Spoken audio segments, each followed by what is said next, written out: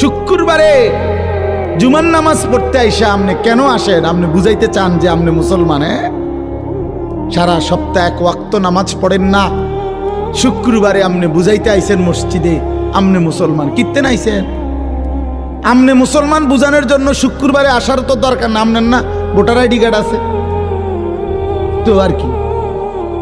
এই ফালতু কিত্তা গাইলা? আরে না ফরমান, কেন আসলি না ফরমান? তোর না ভোটার আইডি কার্ড আছে বেটা, তোর না জন্ম নিবন্ধন সনদ আছে? আমরা জানি তো তুমি মুসলমান, সারছে তো জানি বেটা। এটা কিত্তা বুঝাইতে আইছো তুমি? আমরা জানি তুমি মুসলমান। তোমার ইমানদারের মুসলমানদের কবরস্থানে দাফন দেবো, সমস্যা নেই। শুক্রবারে আইয়া বুঝাইবার দরকার নেই। আর যদি কেউ বলেন না হুজুর আমি